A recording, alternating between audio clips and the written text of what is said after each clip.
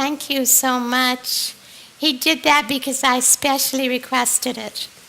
Such talent in this school. I'm really, really amazed to see how you can play so many different instruments. God has given you talent, and you know, there is a power in music. And you can have a wonderful power for good, or you can have a horrible power for evil, because Satan knows music well, and he knows how to slip in the wrong stuff. So I want you to be very, very careful. Now, I told you, I started to say, I've been here 1.5 days, and I already love you. And I wish I had time to get to know every one of you and find out your talents and what you plan to do with those talents in your life and help you. But I know that God is your best friend, and so he's going to direct your path. He promises. And so this is the best school I know of. I've never seen a school this great. So you're in the right place. I'm so happy to see you. Tonight, I'll just start by saying there are many people that believe I am crazy, really crazy, and tell me that. And if they don't tell me that, they think that. And they think I am crazy because I am not working on my retirement. And I have nothing in America. I have no home. I have no possessions. I have no house. I have no vehicle. And I have no lands or anything in America. And they are appalled because I am probably retirement age. But what I tell them is I'm not working on my retirement. I'm working on the heavenly kingdom. And I am working so that others, as many as I can reach, can be there too. And I have this total, all-consuming passion to help the people to see we are blind and we're going to go to the end of this world deceived with blinders on, but we've got to take them off because I think this is really serious. I think I will go back to Thailand October 17, and I don't think I'll be able to come back because I believe the end of the world is right upon us. I believe the Sunday law is going to happen this year or next year early. And I believe there's going to be a crisis. And I believe the Pope will take over. He already has everybody's honor. He's the most honored person in the globe. And so you can see the signs of the times all around you. And if you're in America, you might be blind to some of it because it's so subtle. It's luxurious here. There's hot water, and there's showers, and there's ovens, and there's all kinds of food and friends. I'm having such a great time talking to all of you. But Jesus is coming, and we must, first of all, get connected to Jesus because guess what? I told you I love you, so if I don't see you on earth again, I want to see you in heaven. And you know what it takes. God will lead you. You know what it takes to get there. So that's on my heart to tell you right now. Now, my topic tonight is the presence of Jesus. And I want to tell you everything that I've lost in this life, not material things, but my husband, lost him. My 2 boys helped me in Thailand for 2 years, but one by one, they left. God kept me there. I've told all that story. But every loss that I got got more love. And I got more real caring about others, everybody. And my prayer is like Jabez, enlarge my coast, and that the hand may be with me and keep me from evil. So to enlarge the coast means that your influence goes out over like the ripples of the water when you throw the rock in, and it will go out. And that God's hand will be with me means it's not me, but God can do something powerful. And that can be your motto too. And if you claim that verse, God will push you out there and your influence will go. There's a lot more I could say about that. Nothing in this world, no earthly favors or enjoyment can take the place of the presence and favor of God. It's worth everything in this world. And the joy is beyond description. Certainly, Jesus said, I will be with you. You never have to doubt that. Never feel that Christ is far away. He's always near. His loving presence surrounds you. The presence of God was sufficient to carry him. That's Moses. He had a really tough job. Carry him through the most trying situations in which a man could be placed. So if we practice living in the presence of Jesus, we can go through anything.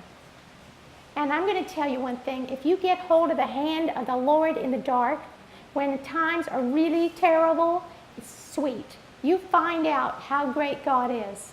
And it's a loving experience. Now, some of these I already talked about. I'm talking about the clinic. And before I start, I'm going to warn you, I can't see the next advanced slide, so I might not warn you enough sometimes. But some of these are kind of graphic. And so if blood makes you feel sick, then I'm going to have you close your eyes when I change this. But I'll warn you before I change it. In my clinic, I have seen patients from 76 different villages. And as I told you this morning, they come. They come from a long radius to my place, and it gives me the opportunity to pray with them and do something to help them know about God, and through trying to help them get healthy naturally, and also with medicine if I need to. And so I have such a great job. I have the best job in the world because I meet a lot of people, and my people have a lot of needs. And so God has to help me because it could be overwhelming because they need so much and I can do so little. And so he has to help me. The babies, we have so many babies with asthma, bronchitis, pneumonia, and chest problems. You can hear them without a stethoscope, but with the stethoscope it sounds like a freight train. And I'm so worried that their lungs will collapse, because in America I never heard lungs like this. But I have the nebulizer and all the medicine, and time after time those babies get well. And some of them have to go back to another village far away, and I can't give them another breathing treatment. But they've all lived. In fact, sometimes the worst ones I'll have, and I'll give them all the medicine, I'll give them the breathing treatment, and send them home. The next day I have to go to their village. That child is well. It's running around, it's well. This is God. So time and again, I just see the hand of God. Now, people have strange complaints. And see if you can diagnose this. Whether you're medical or not, doesn't matter, because they'll sit down and they'll say, you know, my blood is all messed up. It goes back and forth in my body. It starts at my feet and comes up. And when it gets up here, I'm really in trouble. And other people will say, my heart is drying out. And so I need something to help my heart. It's dried out. Other people will say, you know, my brains are rotting. They're rotting. How does that feel? I don't know. And then other people will come and say, you know, when I bend over like this, it feels like my brains are falling out. Can you help me? And on the complaints, because many people have chronic problems for 10 years, 20 years, and because they fell off an elephant 20 years ago, they think that's why they have pain right here.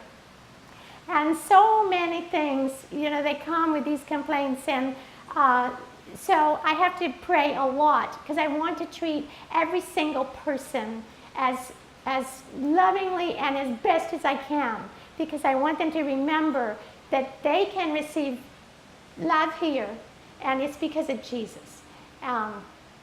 Okay, close your eyes if you don't want to see this, because a lot of times people get cut because they have machetes. They use the machete for everything, to cut the grass, to clear the garden, to cut the trees, and to even cut their fingernails. You saw that. And to do everything. So if they're using those machetes, they're going to get cut. Now this man, I told you, this man was cutting a tree with a machete, and that machete knife just slipped right off the tree and went right across his hand here. Now, he thought he would take care of it by stuffing it with tobacco, because he thought that would heal it. It's better than cow dung. Some people will stuff the cow dung in there. And so he came to me. He would never go to the hospital because he didn't have a tie card and he's illegal. So he would get arrested. So I'm so glad I'm there. So I washed this man's hand off and clean it up and sew it up. Is that better? 16 stitches here. I even have to put stitches inside because the muscle is divided. But thankfully there's no tendon. So it came together really nicely, and now he's all happy. His hand is all fixed. It healed up very quickly, and he's on his way. The next time, close them again. The next time this lady is cutting. Now this lady, she's also cut her other thumb and crushed it. As they're pounding rice, they have to keep pushing the rice in like that. And she got her thumb in there, and it needed to come off because it was black. It was gangrene and rotten. She come to me in 2 weeks after, and it's rotten. And so I clean it out, but I tell her she's got to go to the doctor. It needs to be cut off. And I don't have a bone cutter, so I really couldn't do that. But she didn't want to go because she said her family said that if the end of her thumb was cut off, that would be ugly. She wanted to keep her thumb. And so I said, well, you want to keep your life, because if the bone gets infected, it will go up. You'll lose this much, and then this much, and you don't want to do that. But we gave her antibiotics and prayed, and it's well. But now she's done this. So she also got like 16 stitches to put that whole finger back together again, and it come together really well. And you know what? I can't do stuff like this, but every time something, I think I need a doctor. I need a dentist. I need an evangelist. I need all these things. The Lord says, I will be with you. I will help you. And then the Lord works. And so things get done, and the people are thankful. This is a bad thing, because when it's over the Achilles tendon, you can get an infection quick. And if you injure that tendon, you might have pain, and it will not get well quickly. I know.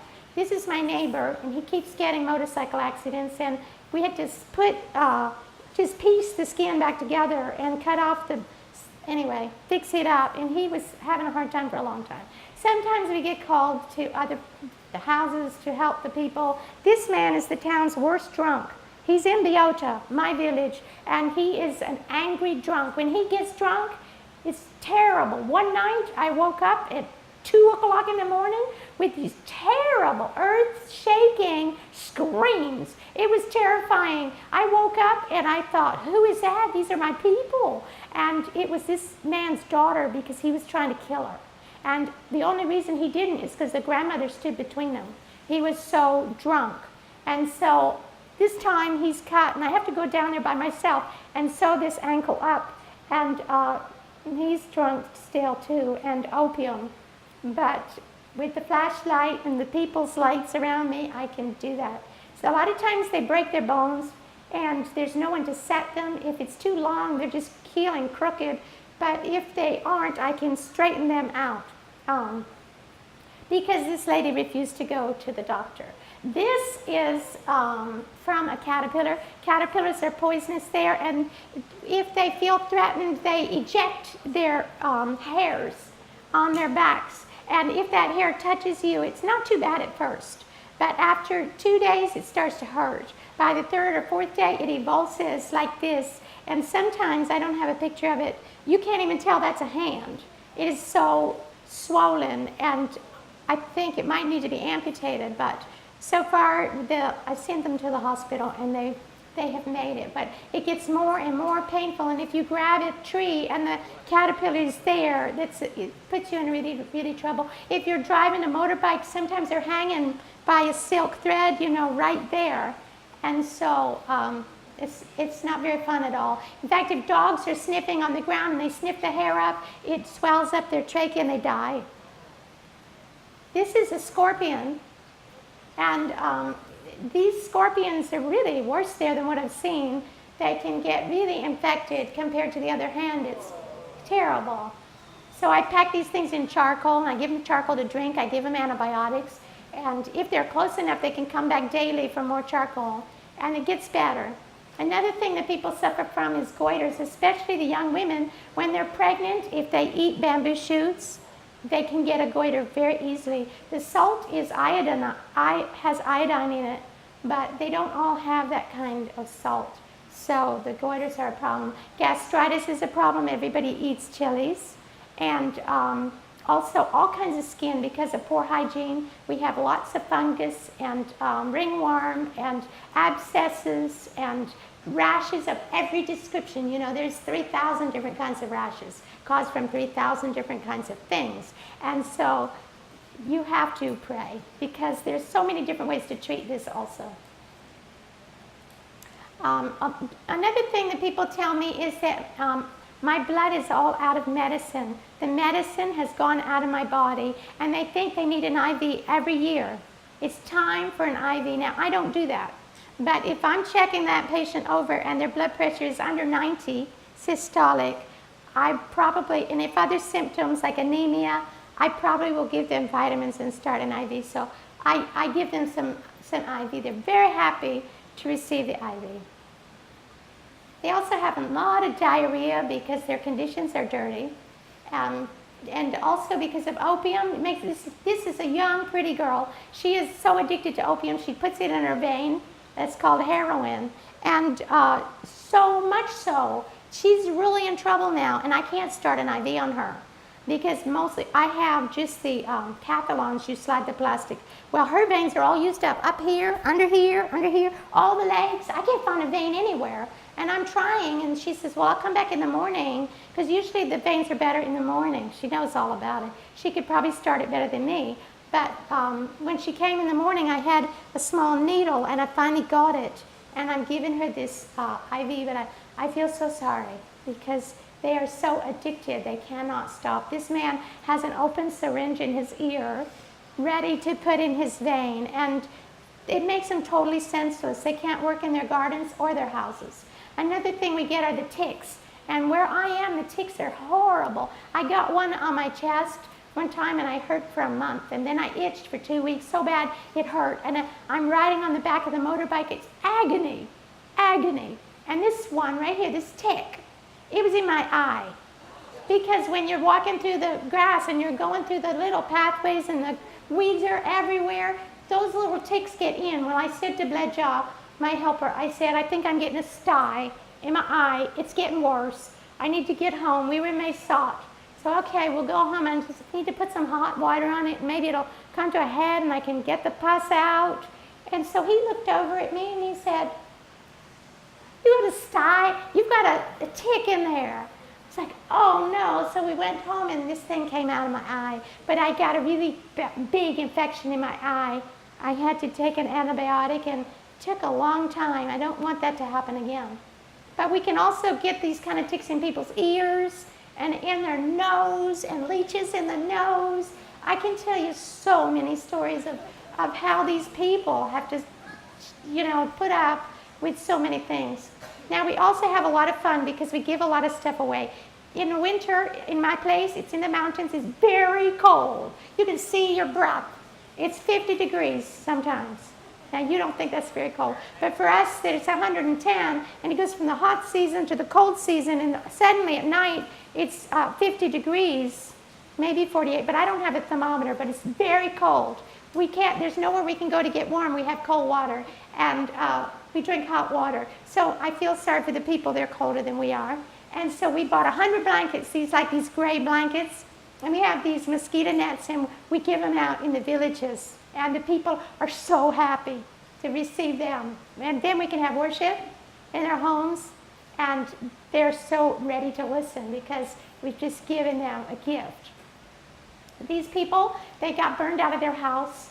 And it's really, if you looked at the worth of it, it would be zero baht or pennies. It wouldn't be worth a thing. But this is their home. And in their home, they do have a few cooking things and some clothes, and their home is now destroyed, and they have 4 children. And so we visited them, and we brought them all the things they need to stock their home. And if the government school would not build them their house, we would help them build their house. So we did help, and then we give them these things. And in this house right here, there are 3 families living because they've moved in with the mother, and there's already 2 other siblings with their children. So there's about 10 children and 6 adults, the grandmother there too. And all in this house, this little small house. But now they have another house to live in. Here they are, a happy couple, because they're going to get a new house, and they have their cooking supplies and the things that they need for their house. This is Dr. Elizabeth. I want to show her. She is Catholic, and she is from Italy, and she's my best friend in Maysot. And I called her up to ask suggestions. She is very humble and very sweet and giving. She works just like me, only so much better because she's a doctor. And she also travels down the border to help the Karen people in the villages. And so she's helped me a lot. and taught me a lot. She's given me these books. I just need an excuse to use this red thing because it's fun. And she's also given me these water filters to give to my people. She gets donations from Italy, and then she includes me on the donations. So here she is. She's given me 12 water filters, of which, secret, I have kept 2. I have one in the clinic and one on the inside of the 2 in the clinic.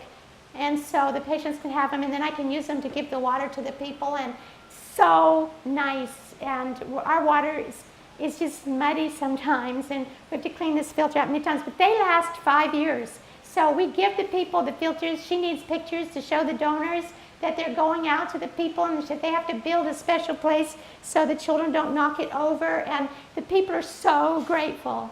Here is a man that's taking Bible studies. Next time I see you, if I ever see you again, I hope to tell you that he's baptized, and his family. He doesn't do opium, he doesn't smoke, he doesn't drink, but we've got to work on the pigs, and we're teaching him as much as we can. Very nice family. Here's Bloodjaw telling him the basics about why we don't do these things and what God is all about. He's listening very attentively. We have such a good job. We have so much fun.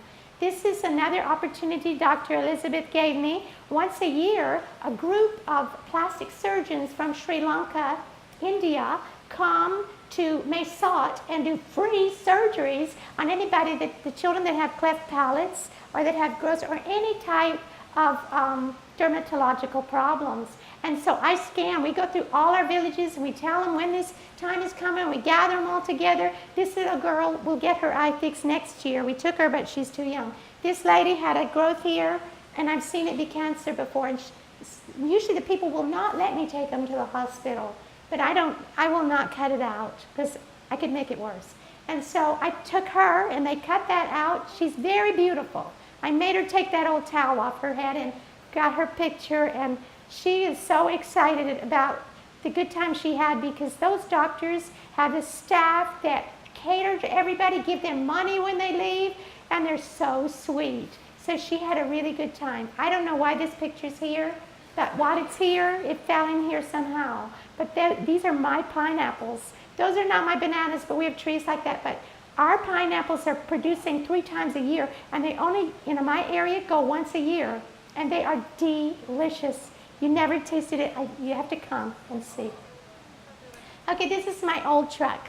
This truck is so special to our hearts because many miracles come through this truck. This truck was used to haul in all the supplies for that house, that building that we have. And it has gone in places that is not meant for a truck to go. At times, the rear was so heavy with the supplies, the front wheels would come off the ground to get to where we're going. I don't think it's supposed to do that. That's dangerous. But it's been really great truck. It's so great that I've been at the mechanics like it's my second home. And the 4-wheel drive is broken 4 times, maybe 5. I'm not too sure what the last problem was, but we just couldn't drive it anymore. So we're praying we need a new truck. We've got to have a truck because it's taking the patients and it's helping us get the supplies, and a third of our time is spent traveling. Truck, motorbike, or walking.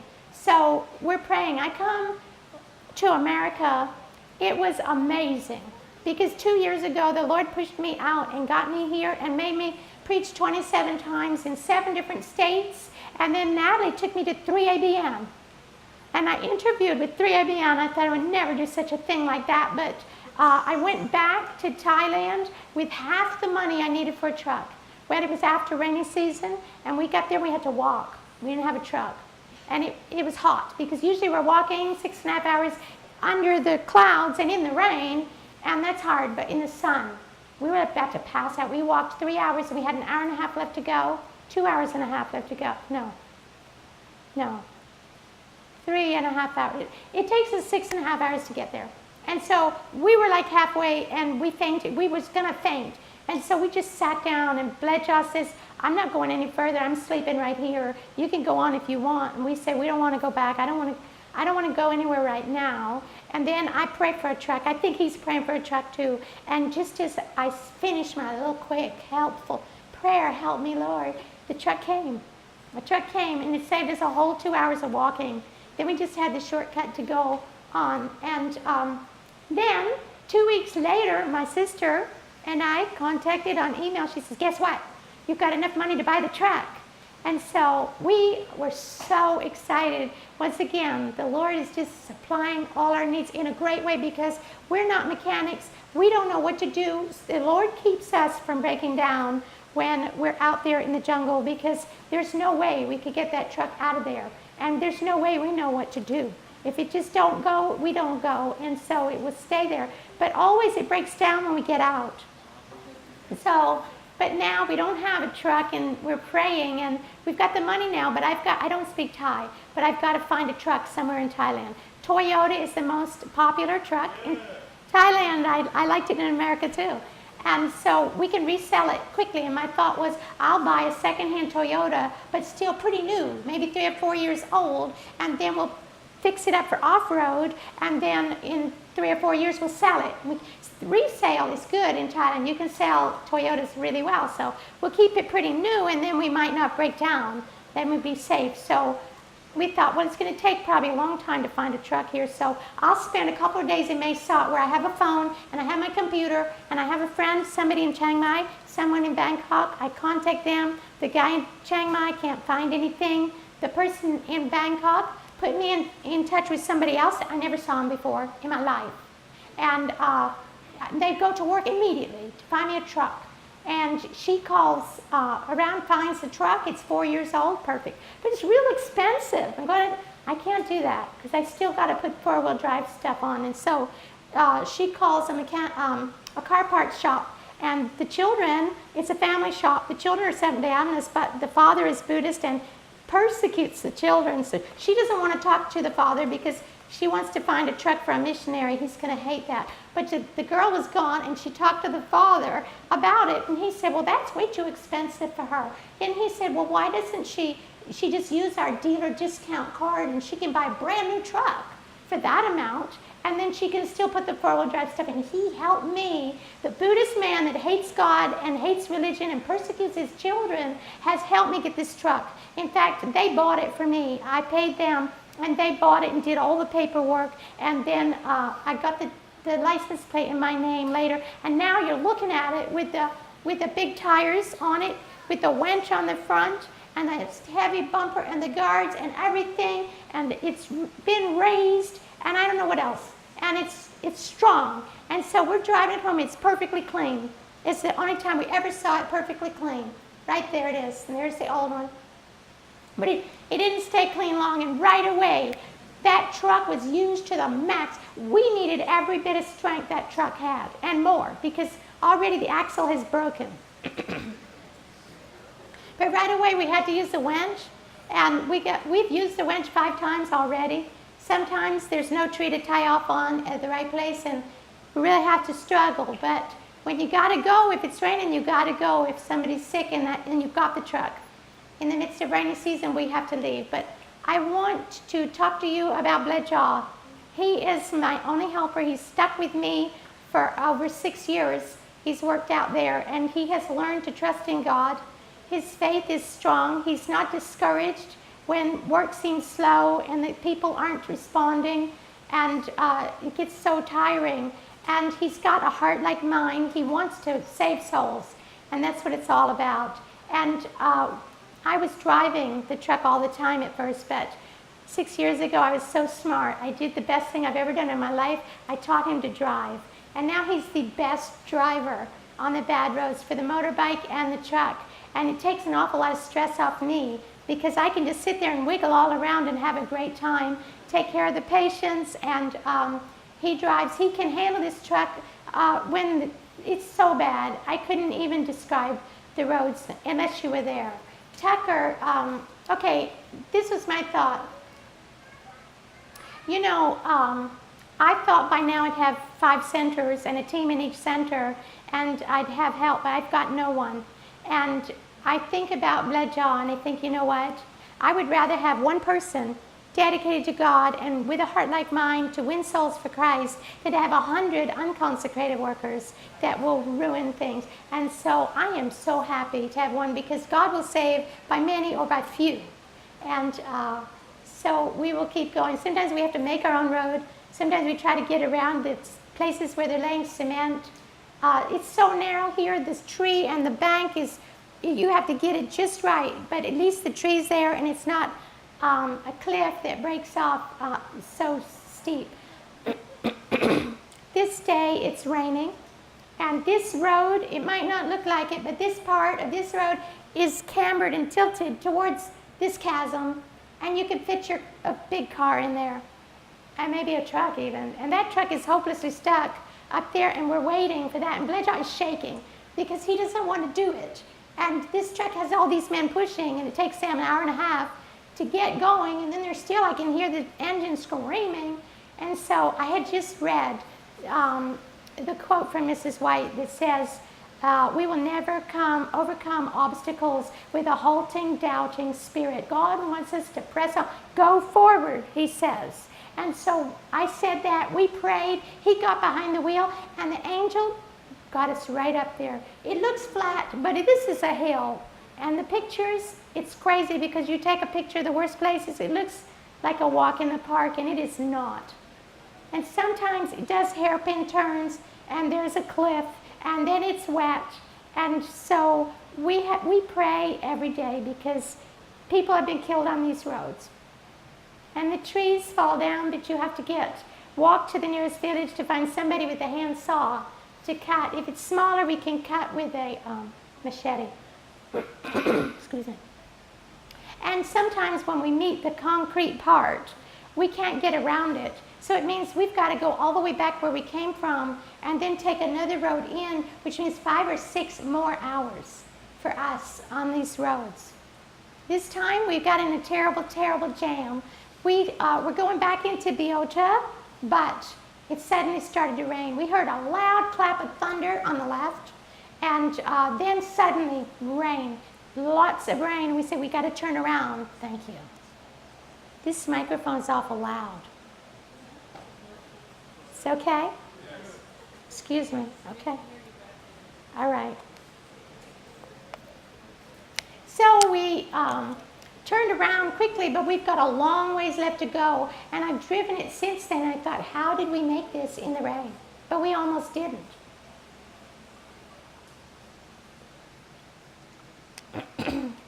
But we got this far. We're almost out.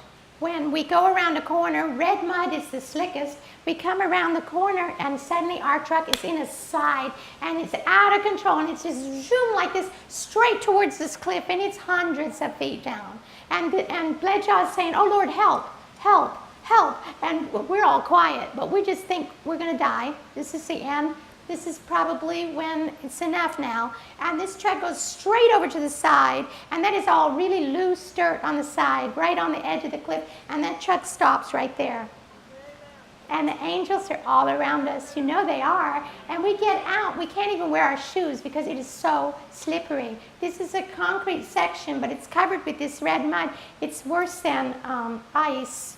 We struggled for 2 hours on the side of that road trying to get the winch attached to something, but it seemed like you're trying to pull the truck downhill with a winch, and that doesn't work well. But then I thought, well, at least if we were going to go over the cliff, it would stop the truck from going end over end down the cliff. Maybe that winch is strong enough to hold us on the side of the cliff. But we really had a very, very bad time in the jungle there by ourselves. Then we always have to figure out, when is the last time we can take a trip to get supplies? It's raining, it's getting bad, but can we use it one more time to bring in some supplies? This is our last day, and we tried 7 times to get up this hill. This truck did not make it, but we made it. And then I'm so encouraged because my mother one day sent me a cutout from the AFM magazine, Adventist Frontier Mission, and it was a picture of a truck. And when I first saw it, I thought it was my truck. And my breath went, oh! And I looked at the truck, it wasn't my truck, but it was some missionary's truck with a muddy road. And it said this, it said, how beautiful upon the mountain are the tire tracks of those that carry the gospel of salvation.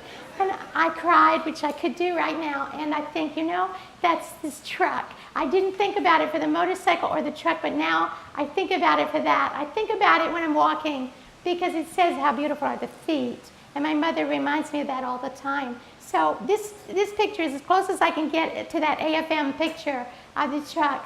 This is the mountain bike, and these chains make a big difference.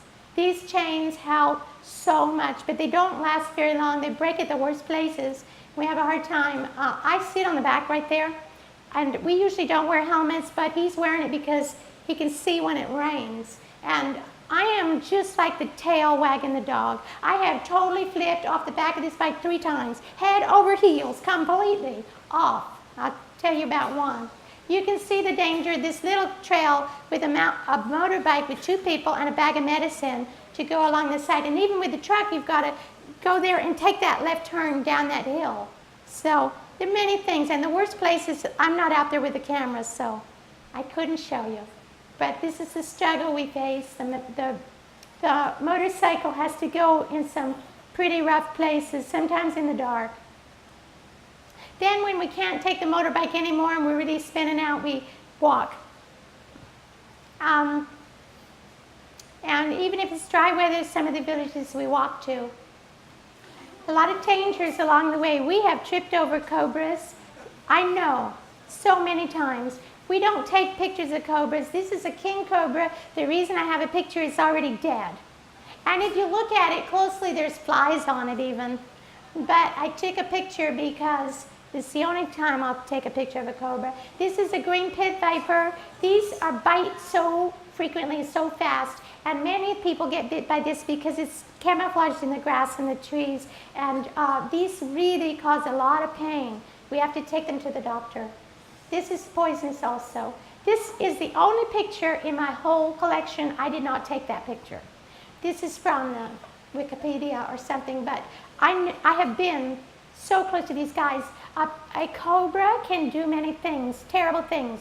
It's the devil in there. Because if you're 5 meters away, if you're from me to that camera or further, that guy can spit and hit your eye. And you have 2 to 5 minutes to live because it's neurotoxin. So it hits the nerves and you paralyze and then you die because you can't breathe. And then other types can chase you, and they can run faster than any runner can run, uphill or downhill. I don't know how they get traction. There's no legs, no feet, no toes, but they can go. So we don't mess if we're close to them. We just try to go and pray and get out of the way. In our house, can you see something here dangerous?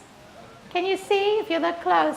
This is Sabbath. The devil attacks us on Fridays and Sabbaths a lot.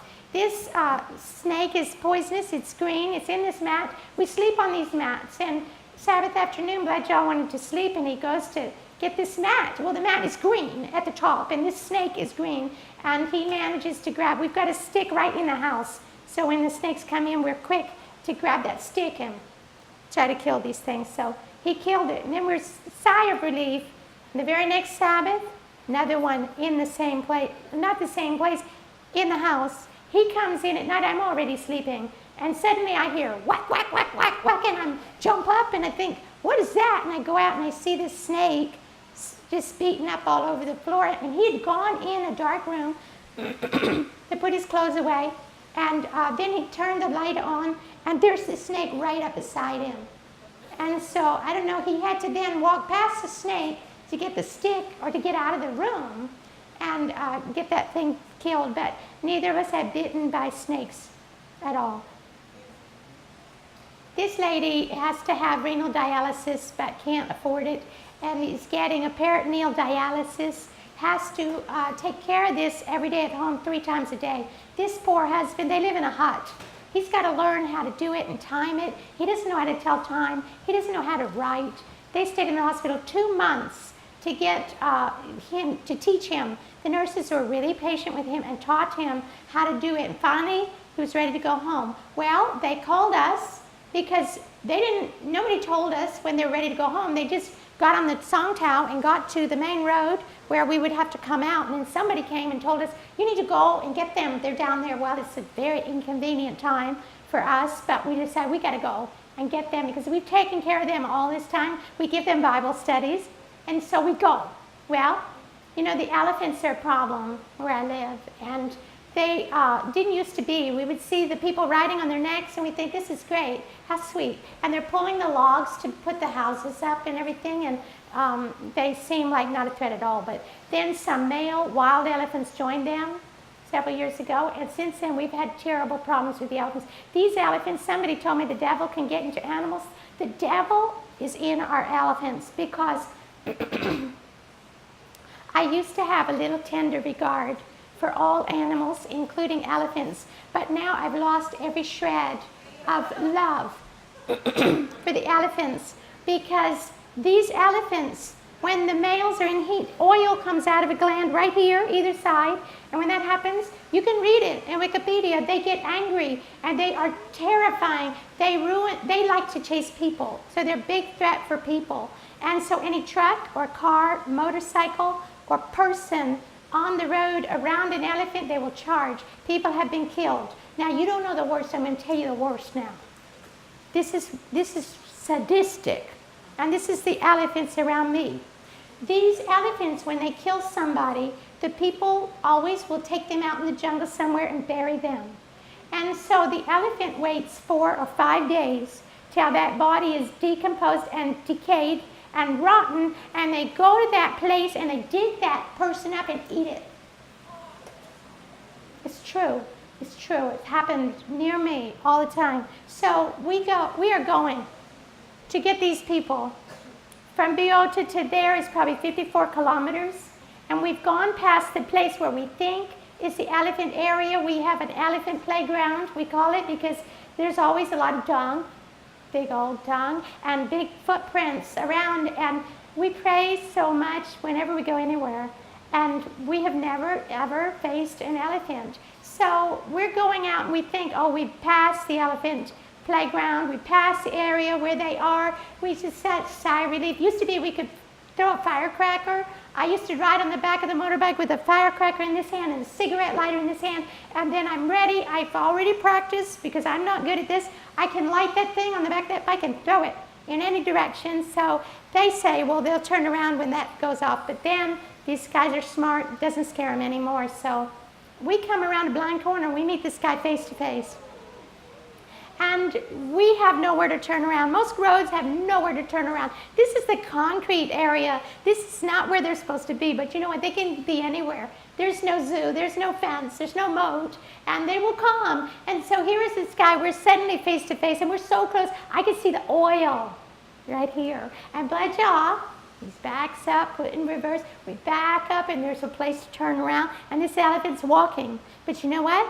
Our angels tranquilized that elephant, and he walked slowly towards us. We backed up. There was some monks there, because the monks are the ones paving the road to the pagoda. And we told them, and then they went back and took this picture closer, well, zoomed in or something. This is the one. So the Lord protected us. We have nothing to fear. And like Jim said, that the most dangerous place for us to be is where God doesn't want us to be. But the safest place on earth is the center of his will.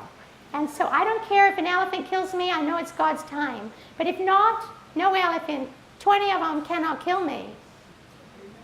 And God has work for me to do. Here's the motorbike. Here's the most valuable possession is a picture roll. We stick the picture roll in there and we go. I'm going to take you with me on one of my our times to the villages. 3 days a week we do this. We'll walk or do the motorbike, and we bring the medicine, and we have worship. We pass all the cows, the pigs. Can you see the pig?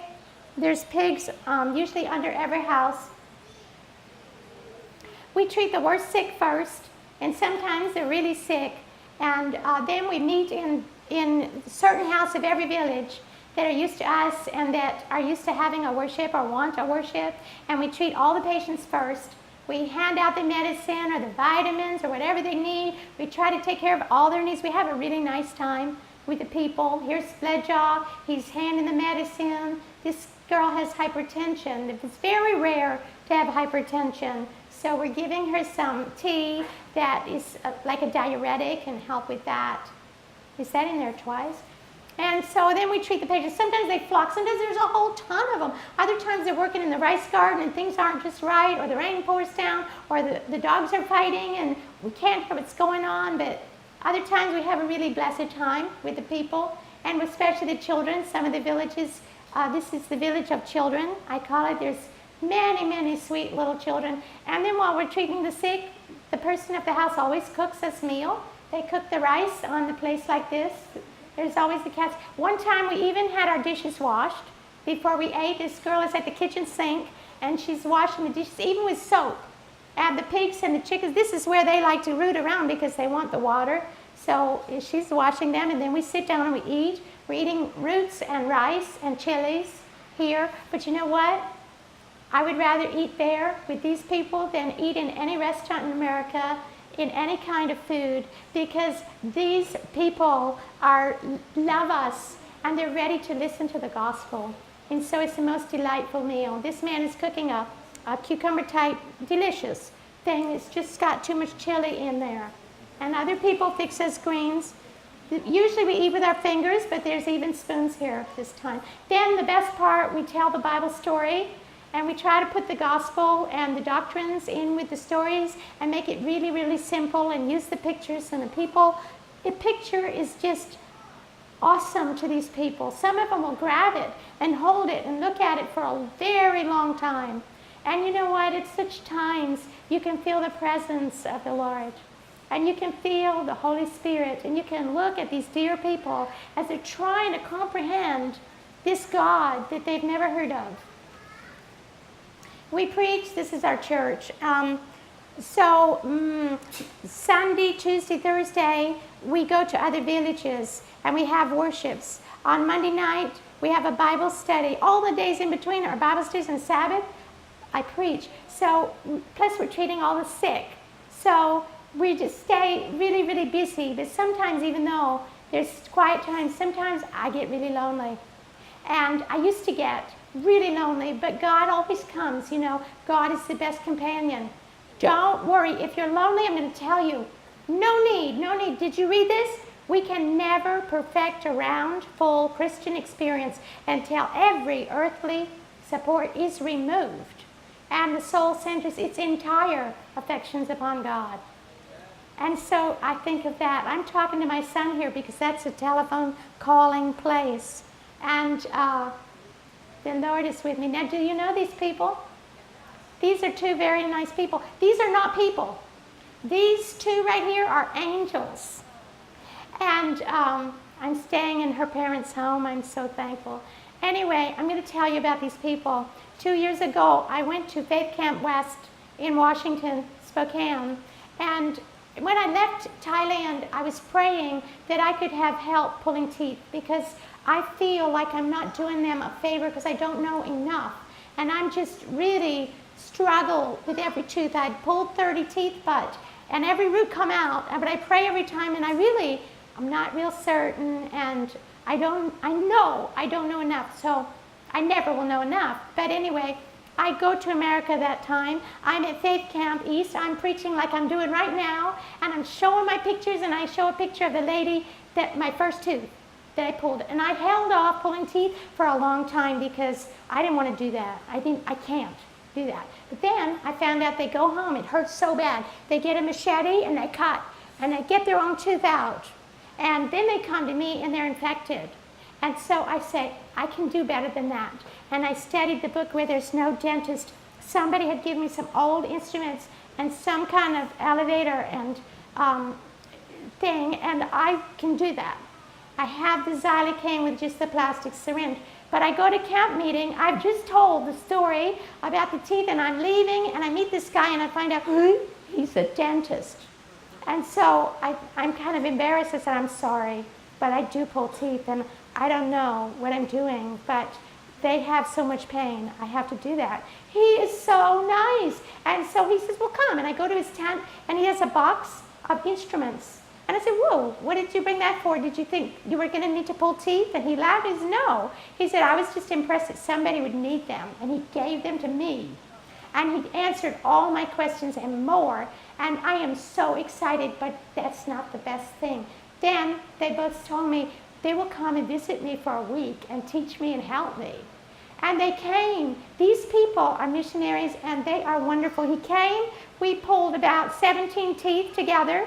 We didn't have much in my area because the people were too scared of the elephants to come just then. They were all, even in Biota, we were having a lot of trouble, but we did have 3 in my place. We went to the school at the border, pulled out 15, then we pulled out 3 or 4 more in Sharon's area, and he helped me and taught me. I was his worst student, probably in the world, but yet I was so helped. And he gave me tons of instruments.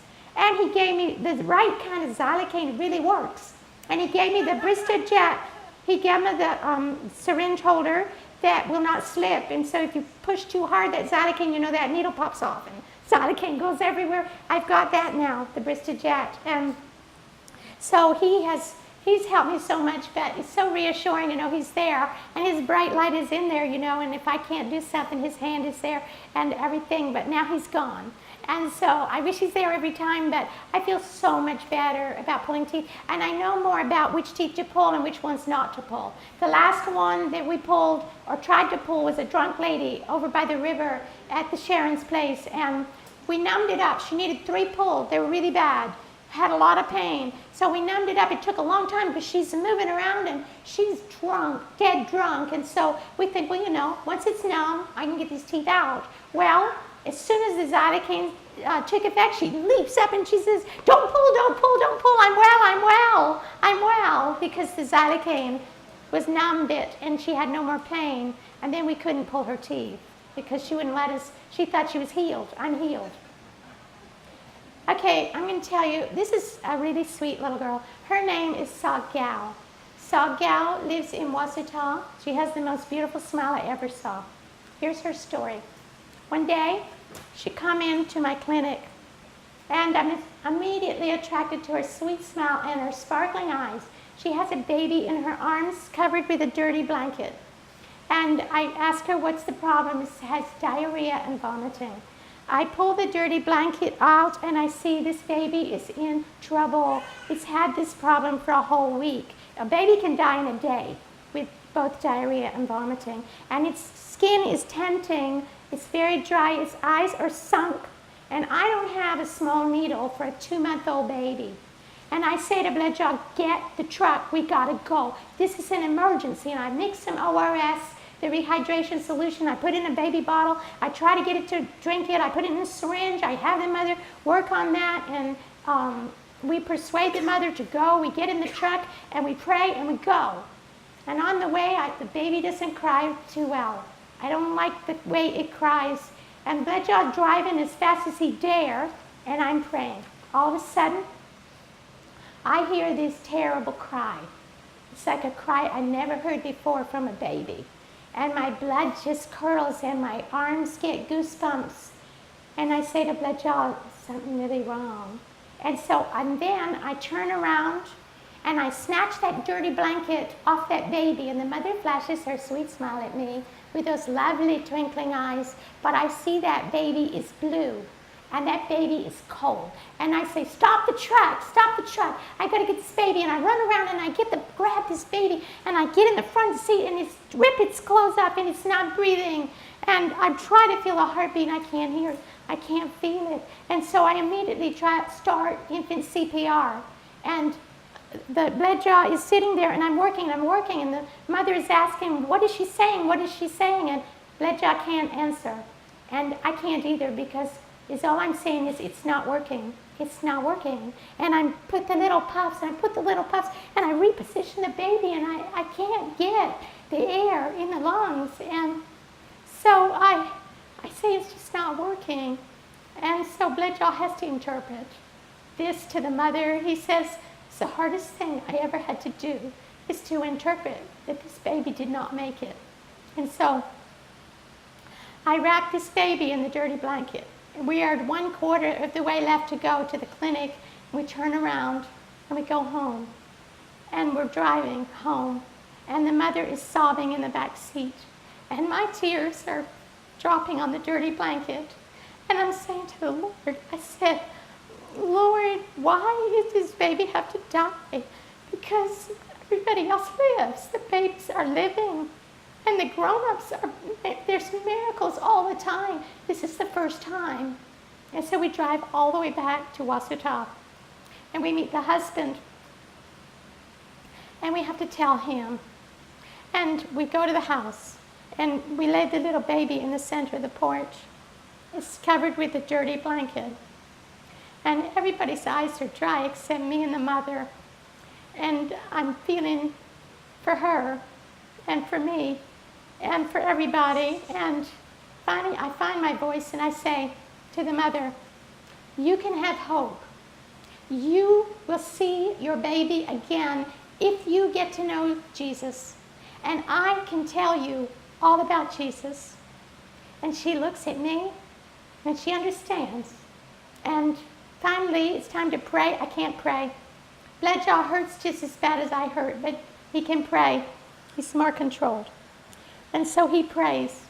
And then we leave, but that mother's eyes are riveted on mine. And as we leave the porch and go down the ladder and we go around the corner, she's watching me until the doorway hides us.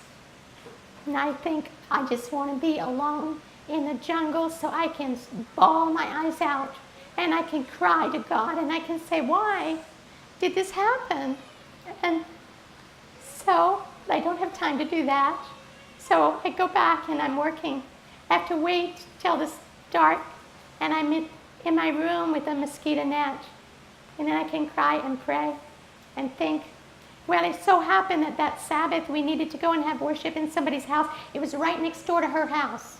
And when we finished worship, she came out. And she come up to the bamboo gate, and I stood there, and she hugged me. And she didn't let me go. And she hugged me and hugged me and hugged me the whole time we're talking. And then finally we leave, and I say, we've come to Bible study. We'll be here Monday night. I want to see you. And so you know what? Because that baby died, that girl and her husband are now coming to Bible study. And that girl prayed because she can see her baby again. She can have that baby placed in her arms again by the angel. So now it's nearing the end of cold season. And the fruit of our labor, the happiest day of my life, we're having a baptism. This is how many people came to our church that day, more than usual. But I will say that usually in that church there's a handful of people, just a handful. But now, week after week, there's a lot of people in our church. And this day, they all came to see the baptism. And Dupay and his wife, the man that shot himself in his ear 6 years ago, he's now stopped opium. Did I tell you he started opium again? But he came to our house saying, I want to be baptized. Will you let me live with you so I can get off opium? So he lived with us for 2 months. He obeyed us, and he got off opium. He stopped smoking and drinking, and he stopped all these things. And for the first time in my area, 2 people have accepted the whole truth and have gotten baptized properly without the sinful things and had their sins buried. This man came up out of the water with his face just glowing, and then the wife soon followed after. It was the happiest day of my life. And here they are, praying on the bank. But I had some heartbreaking times. I'm just telling you all the truth. Because 4 months after that, this man just went back to opium. And so I'm heartbroken.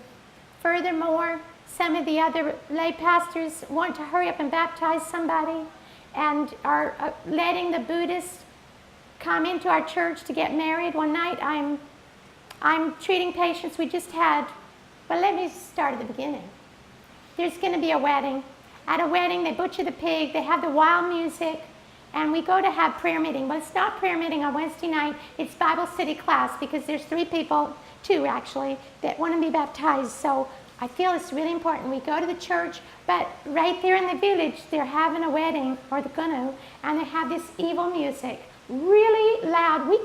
We sing 3 songs I can't hear. I don't even know what number it is. And somebody prays, and I don't know when they said amen. And next, I'm going to get up and do a Bible study.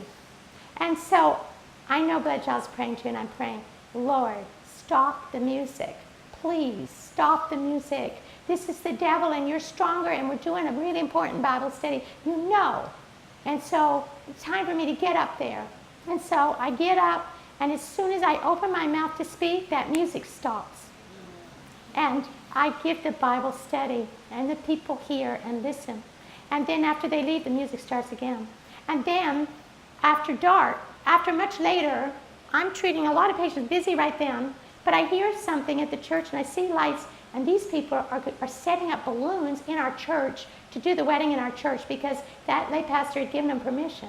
And you know what? I get righteous indignation because this is God's church, and I am furious. I will stand up for the truth. This is not going to happen in our church. I'm more than happy for them to come in all their sins anyway to the church meetings, but they will not perform a wedding in the 7th Avenue Church. So we go visit the lay pastor, and I'm not speaking bad about him. He doesn't know any better, or he doesn't have enough backbone, and he's going to learn, I think.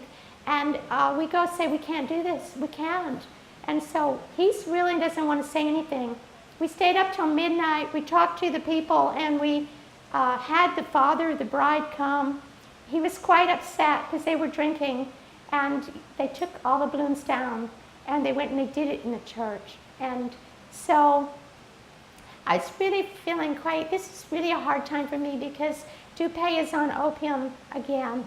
And this is all happening with the Buddhists. The Buddhists are just kind of pressing all around, and I feel, and then we get a call to go to this house. There's a man, DT, his name's DT, and he's got excruciating pain down this leg, and he needs to go to the hospital, but this rainy season, it's in June, and the weather is very uncertain. We have to take him all the way to the hospital on the other side. And so I asked Bloodjaw, do you feel like driving it? He'll do it. He'll do it. We'll take him. So we help him to the truck. It's terrible, terrible pain, and we just really go out of our way to take him out, and we really want to go the other way because it's shorter, but that's where he wants to go, and we take him. And here we go. We're ready to go. Bloodjaw's going to drive, and we make it. We get him to the hospital. We can't come back that night because it ends up just pouring. So we have to spend the night, and then the next morning we come back, and then later this guy did get back to his home. The next thing I know, somebody comes to my house and they say, this family needs worship in their house, can you come? And so we say, yeah, you can come. And so we drove the motorbike to their house, and we had worship in their house, and we tell them about God. They say, we don't want to worship the devil anymore, we want to worship your God. And so will you please cut these devil strings off? And so to my joy of joys, we cut all these devil strings off the wrists, around the neck. The little girl, the mother, she goes to the Buddhist shelf and the devil's shelf. There's all kinds of trinkets and superstitious things, and she takes every bit of it down, and then she goes to the doorway and gets those things off the door, which is supposed to keep the devil in or spirits out, and we throw them all away. And from then on, every week we go to this house and we have a Bible study. And the last Sabbath, before I come to America, this man was healed enough. He walked all the way to our church for church. The wife has been coming, but that last Sabbath, the whole family came. And people from 5 different villages come to our church. And so I just praise the Lord. There is no greater joy than to see that some of the things that you've taught the people, Jesus has changed their hearts, and he's changing them. And you know, God judges, they're not like you and me. They never heard, they never knew. They're firm into all this other stuff. But God can save these people. So I ask for your prayers. And now, this is Dupé. He looks great. But you know what? He's doing wrong, and it seems like it just easily just went right back. So I would like to ask you to please pray for this man, that he can get this victory, because guess what? God saved his life so that he can save him eternally. I know that. So God forgives us again and again and again. God will forgive him. And I do have faith to know that this man will be in heaven, but not without your prayers. Would you pray for him? Just remember, write it down and remember. So the last Monday night, it was Tuesday, I left to go to America. This is Monday night Bible study with Dupé. And here we are. We had a lovely Bible study. We talked about heaven, and we talked about we've got to have you there. And we talked about my family and friends in America are praying for you. And so we want you to do good, all of you. And this man in the green, this is his wife. These two people want to get baptized too, but their family don't go along with them, so they're kind of in and out. And it's asking a lot, these things to stop doing. And so they're thinking, and they're just struggling with that. So this is a lively group of people. That was our last day. Nothing is to chill the earnest, yearning energy for the salvation of the lost. And I want to tell you something. Just one more thing, if you let me. The last day, that Monday, before we went to that worship, we went to another village. It's far away. And it's raining, and it's miserable, but I want to go to that village because we've been to many of the others, and before I leave for 2 months, I want to see these people. And so we go, and we walk. We walk for, I don't know how long, because neither of us have a watch. But we go up, up, and at least I've got boots now instead of flip-flops, but they're too big for me. At one point, I'm walking in all this mud with these extra big boots, but they're tall, and my boots get stuck in there, and I'm walking pretty fast, and I walk right out of both my boots. And I'm there with my socks in the mud. And so my whole walk is not very comfortable, but I took a few pictures to show you where we go. The water's meeting the land, and the land is in the water, and we go, and here's where we find out we lost our way. Bloodjaw has just said, oh, we've lost our way, and we've climbed a whole extra mountain. We're out of our way. We've got to climb all the way back and find our way because they make the rice fields in different places, and so the trails are in different places. And so we didn't know where it was. And so after after all this walking, we get there. This is a village named Medligui. Medligui means a village of goats. And we get there, this is a small village, just a few houses. But the Lord blessed, and in that village, we got to have worship in 2 different homes. And the people were real interested in, and I just feel like the Lord was there at the village. It's very lovely. And I just want to say that probably the hardest thing is all the mud and all the traveling and the dangers of that. But I would climb any mountain. I would get any leech. I would face any elephant.